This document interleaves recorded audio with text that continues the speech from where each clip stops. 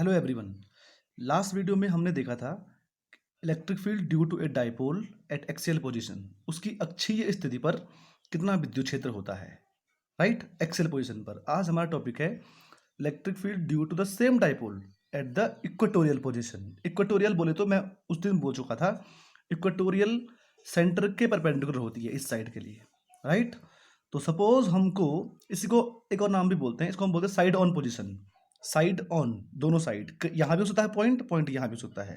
Last दिन जो हमने किया था वो था हमारा एंड ऑन पोजीशन, यहाँ भी हो सकता है पॉइंट, यहाँ भी हो सकता है point, right. Suppose we have to find electric field at this point, right. उस दिन भी हमने ऐसे किया था, मान लो कि हमारा पॉइंट था यहाँ पे P, राइट, और पॉइंट P की सेंटर से डिस्टेंस हमने उस दिन भी मानी थी R, आज भी मैं उसको मानूंगा कि ये मेरी R है, मान लो, राइट। सेंटर से बोला तो अगर ये पूरी मेरी 2L है तो definitely it will be L, this will be also L, ऐसी होना है, ठीक है। अब देखिए सेम स्टेप हमारे सेम रहेंगे। पहले मैं इस पॉइंट पर इसके कारण इलेक्ट्रिक फील्ड निकालूंगा, फिर मैं इसी पॉइंट पर इसके कारण इलेक्ट्रिक फील्ड निकालूंगा, देन मैं उन दोनों को वेक्टोरियली ऐड कर दूंगा जो था उस दिन, सेम सेम सदिश रूप से मैं उन दोनों को जोड़ दूंगा। अब देखिए पहले हम ना कुछ चीज मान लेते हैं, ठीक है। Let distance of point, distance of point P is R from the center of dipole, कि ये पॉइंट, ये बिंदु द्विध्रुव के केंद्र से R दूरी पर है, सेंटर से R डिस्टेंस पर है, राइट, ओके। अब इस पॉइंट की, इस पॉइंट से इस चार्ज की, नेगेटिव चार्ज की इस पॉइंट से डिस्टेंस कितनी, तो इसको हम लोग पाइथागोरस थ्योरम से आराम से निकाल सकते हैं। That is L, this is R, this will be root R square plus L square, right. This will be also same, root R square plus L square. Now calculation begins. Electric field due to at point P due to minus Q charge, electric field at point P due to minus Q charge. Step number 1 same चीज है हमारी, electric field at point P due to minus Q charge. तो ये कितना हो जाएगा, ये हो जाएगा E1 is equal to 1 over, E का फॉर्मूला क्या होता है, 1/4 pi epsilon not Q over R square. Q कितना है, Q R square, this is, तो रूट भी है स्क्वायर भी है तो रूट स्क्वायर कट जाएगा, R square plus L square. Now the question is what will be the direction of this electric field E1। जिस पॉइंट पे हम लोग निकालते हैं वो हमेशा पॉजिटिव होता है, यूनिट पॉजिटिव। इससे निकाल रहे हैं तो ये नेगेटिव है, तो ये इसको अट्रैक्ट करेगा। This is the direction of electric field E1, right. तो अलोंग E1 कोई डाउट नहीं है। Next similarly electric field eight same point P due two plus Q charge. अब प्लस Q चार्ज का यहाँ पे इलेक्ट्रिक फील्ड कितना, तो वो हो जाएगा E2 is equal to 1 over 4 pi epsilon not Q over R square plus L square, ये भी तो सेम ही है। Now what will be the direction of this electric field, तो answer this is positive, this is also positive, तो they will repel each other, ये दोनों आपस में प्रतिकर्षित करेंगे, रिपेल करेंगे, तो इसकी डायरेक्शन इस कंडीशन में हो जाएगी, this will B E2, right, E1 and E2।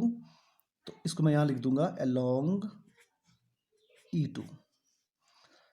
तो मेरे पास दो इलेक्ट्रिक फील्ड आगे हैं, E1 और E2, एक ही पॉइंट पर, और ये दोनों को मैं सिंपली ऐड नहीं कर सकता, देखो, क्योंकि ये दोनों एक दूसरे के उल्टे भी, एक दूसरे के अपोजिट भी नहीं है, सेम डायरेक्शन में भी नहीं है। सेम डायरेक्शन में अगर होते तो मैं इन दोनों को ऐड कर देता, अपोजिट होते तो मैं इन दोनों को माइनस कर देता, पर चूंकि ये ऐसे नहीं है तो मुझे सोचना पड़ेगा। देखिए क्या सोचना पड़ेगा, अगर ये एंगल थीटा है मान लो, तो ये मैंने ये दोनों लाइन पैरेलल हो गई हैं, तो ये थीटा है तो ये भी थीटा हो जाएगा पक्का। चूंकि ये थीटा है तो डेफिनेटली ये भी कितना हो जाएगा थीटा, क्योंकि सेम साइड के सामने वाले एंगल भी सेम सेम होते हैं, राइट। ये सेम तो एंगल सेम सेम। अगर ये थीटा तो ये भी कितना है थीटा, राइट। अब मैं एक काम करूंगा, मैं E1 और E2 को ना रिजॉल्व कर दूंगा, वियोजित कर दूंगा, तोड़ दूंगा मैं उन दोनों को। तो यहां लिख रहा हूं मैं on resolving E1 and E2। देखो,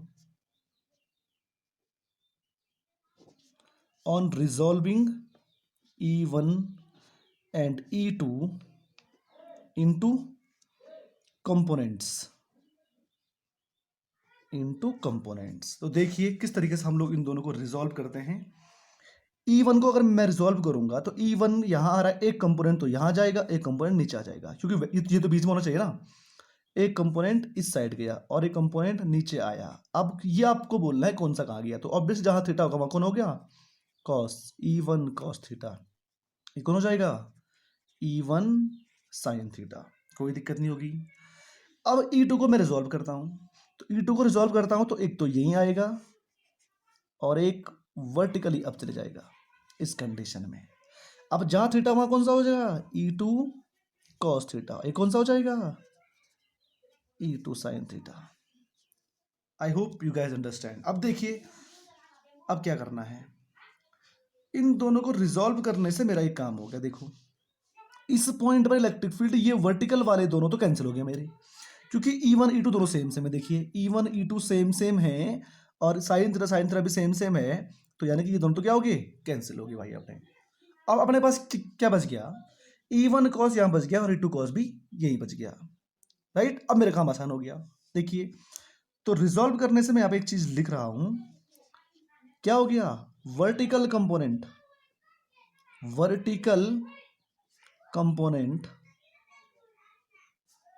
vertical components are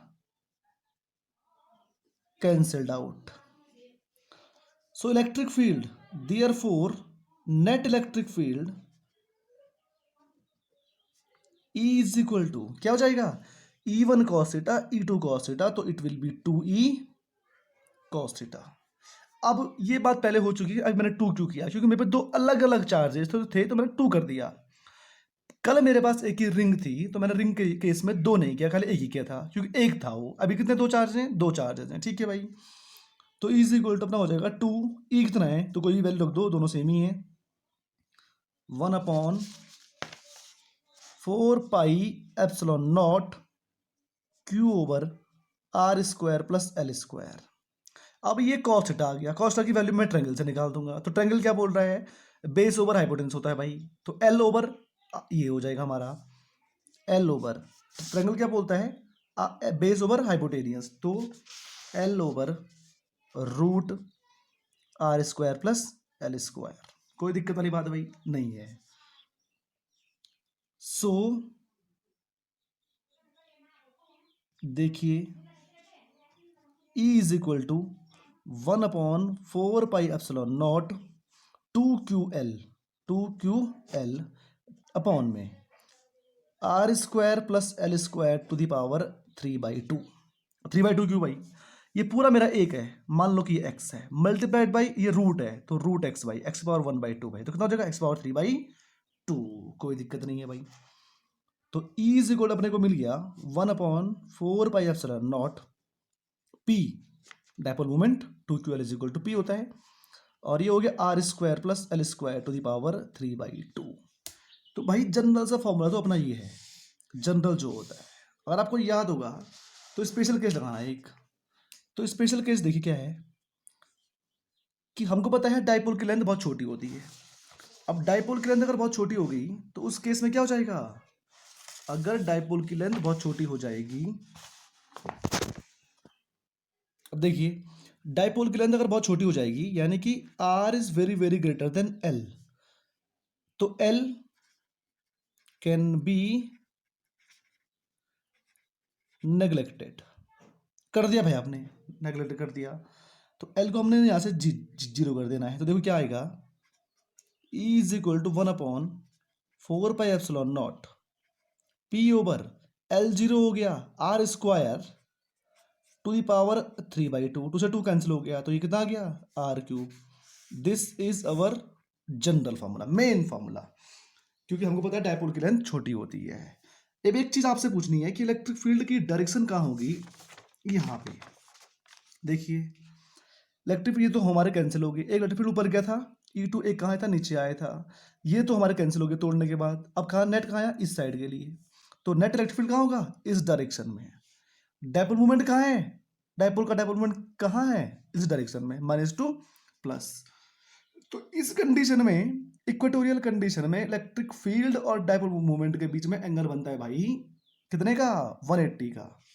तो इसमें हम यहां लिख देंगे E इज अपोजिट टू, इसमें E इज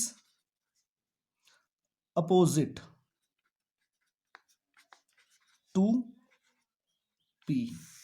इससे पहले वाले में हमने क्या लिखा था, E इज अलोंग P। कोई दिक्कत वाली बात, बहुत बढ़िया भाई। अब मुझे बताइए एक कौन सा इलेक्ट्रिक फील्ड स्ट्रॉन्गर है। यहां पे कितना आया है, E is equal to 1/4 pi epsilon naught P over R cube. वहां पे कितना आया था, E is equal to 1/4 pi epsilon naught 2P over R cube. तो ऑब्वियसली एक्सियल पे ज्यादा है, और होना भी चाहिए क्योंकि हमने पढ़ा हुआ है पोल के नजदीक, चार्ज के नजदीक इलेक्ट्रिक फील्ड स्ट्रांग होता है, और जैसे वो दूर हो जाएगा तो वीक होता जाएगा। देखिए have look on it, -Q + Q electric field, ये एस जाएगा, एस जाएगा, एस जाएगा, एस आ रहा है इस तरीके से, ये आई एम सॉरी एस आ रहा है इस साइड के लिए, ये, और यहाँ ये बहुत दूर चलेगा। तो देखो दो इक्वेटर वाला पॉइंट कहाँ है, यहाँ कहीं है। तो यहाँ दोनों के बीच में, दो लाइन के बीच में कितनी डिस्टेंस हो गई है, बहुत ज़्यादा होगी, जबकि यहाँ कितनी है, कम है। तो कम, जहाँ वो पास पास होंगी तो वहाँ तो इलेक्ट्रिक फील्ड स्ट्रांग होता है, जहाँ दूर जाएंगे वहाँ पे इलेक्ट्रिक फील्ड वीक होता जाता है। ये तो हमने पढ़ा हुआ है, राइट। तो ये होगी डाइपोल से रिलेटेड दो important derivation, at axial position और at equatorial position. Now one more important derivation is, जब हम एक डाइपोल को इलेक्ट्रिक फील्ड में रख देते हैं, एक यूनिफॉर्म एक समान इलेक्ट्रिक फील्ड में, तो उस पर एक टॉर्क लगता है, टॉर्क, एंगुलर फोर्स, बलाघूर्ण उस पर लगता है। तो देखिए वो कितना होता है और कैसे लगता है वो। देखिए अब हमारा टॉपिक है torque on dipole in electric field. हमने इलेक्ट्रिक फील्ड में एक डाइपोल रखा हुआ है, उस पर बलाघूर्ण लगेगा, ध्रुव पर बलाघूर्ण, ये इस तरीके से है। ये हमारा इलेक्ट्रिक फील्ड रहा, मान लो यूनिफॉर्म इलेक्ट्रिक फील्ड है, एक समान इलेक्ट्रिक फील्ड है, कहीं कोई बढ़ नहीं रहा है, कहीं कोई घट नहीं रहा है, मान लो। तो ऑब्वियसली इसका पॉजिटिव यहाँ होगा क्योंकि पॉजिटिव से निकलता है, और नेगेटिव पे जाता है, तो इसका नेगेटिव इस साइड होगा। मान लो हम दिखाते नहीं इसको, यहाँ पे मैं जानबूझ के दिखा रहा हूँ ताकि हमको ईजी पड़ जाए जरा। और मान लीजिए ये हमारा डाइपोल है, तो ये डाइपोल का माइनस और ये डाइपोल का प्लस, और ये 12 लेंथ किसकी है, डाइपोल की है। कोई दिक्कत नहीं भाई अपने को। अब देखिए जैसे हमने इस डाइपोल को, इस द्विध्रुव को इस इलेक्ट्रिक फील्ड में रख दिया है, तो इस पे क्या होगा, ये रहा द्विध्रुव, ये पॉजिटिव है, ये नेगेटिव है, और ये पॉजिटिव नेगेटिव के पास है। अब देखिए होता क्या है, डाइपोल को हमने ऐसे रख दिया है, इस पॉजिटिव पे फोर्स कहाँ लगेगा, तो ऑब्वियसली इस पॉजिटिव पे फोर्स इस साइड लगेगा, नेगेटिव इसको अट्रैक्ट करेगा। ये इस पे फोर्स लग रहा है एफ, एफ बराबर क्या होता है भाई, E इंटू क्यू होता है, क्योंकि E बराबर क्या होता है, एफ अपॉन क्यू होता है, ये हमने किया हुआ है। E बराबर क्या था, एफ अपॉन क्यू था कि नहीं था, ठीक है। अब इस पे फोर्स कहाँ लगेगा भाई, इस वाले पे, ऑब्वियसली इस डायरेक्शन में लगेगा, क्योंकि ये एक नेगेटिव किसके पास है, पॉजिटिव के पास है। अगर मैं इस पॉजिटिव को यहाँ रख दूँ, इस नेगेटिव को यहाँ रख दूँ, तो भी सेम ही होगा। तब नेगेटिव को यहाँ बल लगेगा, पॉजिटिव पे यहाँ बल लगेगा, पॉइंट ये है। अब देखिए ये ऐसा था, ये पॉजिटिव और ये कौन है, नेगेटिव, इस पे कहाँ बल लग रहा है, सामने के लिए, इस पे कहाँ बल लग रहा है, इस साइड के लिए। तो ये कुछ टाइम बाद ना ऐसे हो जाएगा, क्योंकि इस पे बल कहाँ लग रहा है, इस साइड, इस पे कहाँ लग रहा है, फोर्स इस साइड लग रहा है, तो पक्का ये ऐसा हो जाएगा, घूम जाएगा। और घूमने के लिए क्या चीज जरूरी होती है, ये हमने पहले क्लास 11th में किया हुआ है, टॉर्क। ठीक है भाई, ठीक है भाई अपना हिसाब देखो तो क्या हो जाएगा, torque, torque is equal to हो जाएगा, टॉर्क इक्वल टू क्या होता है, टॉर्क इज सिंपल, पहले तो मैं एक चीज यहाँ पे नोट कर लेता हूँ, देखो क्या होता है। टू, एक फोर्स यहाँ लग रहा है और एक फोर्स यहाँ लग रहा है, क्या ये दोनों फोर्स इक्वल है, तो ऑब्वियसली इक्वल है, क्योंकि ये भी एफ बराबर कितना है, ई क्यू, इलेक्ट्रिक फील्ड में हमने इसको रखा हुआ है। दो इक्वल फोर्सेस हैं, बराबर फोर्सेस, एक दूसरे के उल्टे भी लगे हुए हैं, हाँ है ना, और डिफरेंट लाइन पे है, एक यहाँ लग रहा है, एक यहाँ लग रहा है, हमने किया हुआ है क्लास 11th में। Two equal forces act on different line of action, create torque. दो बराबर किंतु विपरीत बल अगर अलग अलग लाइन पर लगते हैं, अलग अलग रेखा पर लगते हैं, तो वो चीजों को घुमा देते हैं। तो यहां हम लिख देते हैं एक बार जरा, क्या होगा, two equal but opposite forces are creating torque torque create कर रहे हैं भाई। और टाउ इज इक्वल टू क्या होता है, हमने पढ़ा हुआ है, टॉर्क इज इक्वल टू क्या होता है, force into perpendicular distance between the forces. 11th का है भाई ये, आर क्रॉस एफ। टाउ बराबर आर क्रॉस एफ होता है कि नहीं होता भाई, ये हमने किया हुआ है कि नहीं किया हुआ है, किया हुआ हमने। अब देखिए आगे, tau is equal to R cross F तो हो गया। तो tau is equal to R, perpendicular distance कितनी भाई फोर्स के बीच में, देखो एक फोर्स यहाँ गया, एक फोर्स यहाँ गया, परपेंडिकुलर डिस्टेंस निकालने के लिए मैं इसको नीचे बढ़ाता हूँ और इसको मैं सामने बढ़ाता हूँ इस तरीके से। मान लो कि ट्रायंगल मेरा ऐसा बन गया भाई, ए बी सी, कोई दिक्कत वाली बात। और ये डाइपोल मूवमेंट जो है ना, डाइपोल मूवमेंट -2 होता है डाइपोल मूवमेंट पी, ये इलेक्ट्रिक फील्ड के साथ एक एंगल बना रहा, मान लो थीटा का, कितने का, थीटा का। ठीक हो गया। तो मैं यहां से निकालना चाहता हूं, देखो जरा, इस ट्रायंगल की हेल्प से मैं यहां पे इसको निकालता हूं। देखो in triangle A B C, तो परपेंडिकुलर डिस्टेंस कौन है भाई फोर्स के बीच में, एक फोर्स यहां गया, एक फोर्स यहां गया, देखो ये परपेंडिकुलर डिस्टेंस है अपनी। तो ये हो जाएगा tau is equal to B C into F, कितना है, ई इंटू क्यू। हाँ है ना, एफ कितना है, ई इंटू क्यू, कोई भी ले लो आप। ठीक है, बी सी क्या है, perpendicular distance between the forces. देखो ये है परपेंडिकुलर, यहां गया परपेंडिकुलर डिस्टेंस ये बन गई भाई फोर्स के बीच में। तो ट्रायंगल एबीसी में क्या हो रहा है, ट्रायंगल एबीसी में मुझे मिल जाएगा साइन थीटा। देखिए देखते रहिए आप, sine theta is equal to क्या होता है, perpendicular over hypotenuse, perpendicular over hypotenuse. तो कितना हो जाएगा, बीसी ओवर हाइपोटेनियस कितना है, एसी। तो मेरे भाई sine theta is equal to मुझे मिल जाएगा बीसी अपॉन एसी, कितना है 2L। डायपोल की लेंथ देखो, बीसी एसी कितना है 2L। तो मुझे यहां से बीसी इज इक्वल टू कितना मिल जाएगा, 2L साइन थीटा मिल जाएगा, राइट। अब इस वैल्यू को मैं यहां पुट कर लेता हूं, तो टाउ इज इक्वल टू क्या मिला, BC 2L sine theta into E Q. कोई दिक्कत वाली बात भाई नहीं है। तो tau is equal to 2QL E sine theta भाई।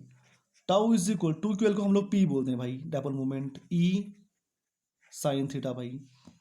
देखिए tau is equal to P sine theta, sine आया हुआ है, आपको पता है साइन कहाँ आता है, जो क्वांटिटी वेक्टर होती है, यानी कि tau is equal to P cross E, ये हमने किया हुआ है। तो कितना टाउ लगेगा, इतना बल आघूर्ण चाहिए, इतना टॉर्क चाहिए किसी डायपोल को घुमाने के लिए, right. What is theta, angle between electric field and dipole movement. Electric field सामने गया, डायपोल मूवमेंट ऊपर गया, ये थीटा उन दोनों के बीच का एंगल है, इस तरीके से हो जाएगा। अब कब टॉर्क मैक्सिमम लगेगा, तो आपको पता है कब टॉर्क मैक्सिमम लगेगा, जब साइन की वैल्यू मैक्सिमम होगी। कब होगी, जब थीटा इक्वल टू 90 होगा। तो for maximum torque, for maximum torque क्या होना चाहिए, theta must be is equal to 90 degree. क्यों भाई, क्योंकि सो दैट साइन थीटा क्या हो जाए 1, जो उसकी क्या होती है, मैक्सिमम वैल्यू होती है। तो टाउ मैक्सिमम की वैल्यू कितनी होगी, टाउ मैक्स इक्वल टू हो जाएगा अपना पी ओनली, क्योंकि साइन थीटा कितना हो गया 1 हो गया भाई। ये कब होगा, जब मैं डाइप, और उसकी हमारे पास कंडीशन क्या होगी, देखो ये है कंडीशन, ये एग्जाम में आता है भाई, कि डिपिक्ट कीजिए, ड्रॉ कीजिए इसको, कब टॉर्क मैक्सिमम होगा। तो कब मैक्सिमम होगा, ये तो अपना ई है इलेक्ट्रिक फील्ड, तब मैक्सिमम होगा जब मैं डायपोल को ऐसे रख दूं। देखिए कैसे रख दूं, ये -Q ये +Q, सो दैट ये डायपोल मोमेंट बन जाएगा ऊपर के लिए, दिस इज पी, ये इलेक्ट्रिक फील्ड है, एंगल कितने का बन गया, 90 का। आप समझ गए होंगे, डेपिक्ट ऐसा हो गया ये। फिर दूसरा देखो, फॉर मिनिमम टॉर्क,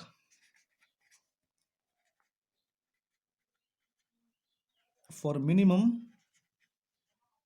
टॉर्क, तो इसके लिए क्या कंडीशन हो जाएगी, theta must be is equal to 0 degree, so that sine theta कितना बन जाए, 0, जो उसकी मिनिमम वैल्यू होती फिलहाल। देखो हम नेगेटिव में नहीं ले रहे, देखो अगर ऐसा हो जाएगा तो टॉर्क टॉर्क कितना हो जाएगा, 0 हो जाएगा। तो tau minimum is equal to कितना कर रहा हूं मैं, 0 कर दे रहा हूं भाई, राइट।